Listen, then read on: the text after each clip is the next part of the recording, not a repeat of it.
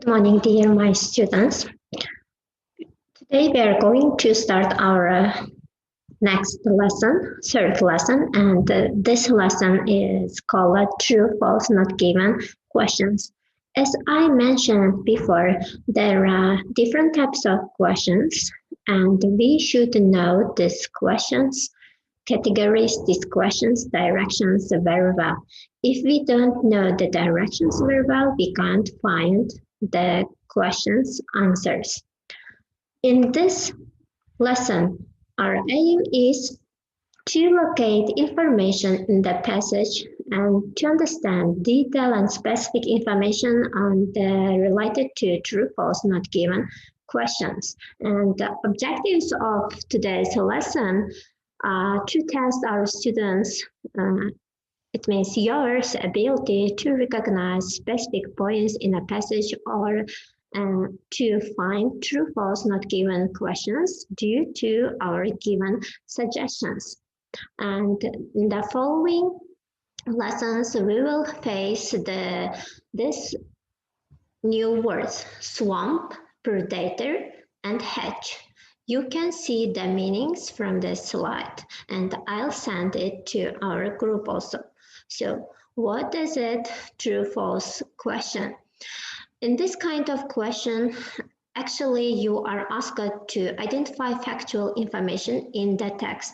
You should be very careful to find and to understand the whole meaning of the questions. And some of the questions you are given a list of statements and you must decide whether they can appropriate to the answer or not, or they are totally wrong in the given the passage, or you cannot find the answer in the passage.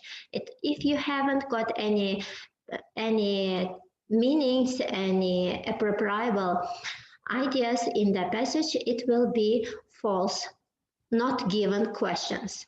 And what should you need to find the following questions? First of all, of course, read, and each statement you should read very carefully, of course, paying special attention to any qualifying words, keywords, I mean, and you should find the keywords. What are the keywords of this text? Because finding the keywords are a significant thing for finding the answers. And if you can find the information in the text, you should match whether they can be the same answers or not. If you cannot find the information, as I mentioned before, it will be not given questions. So our tips.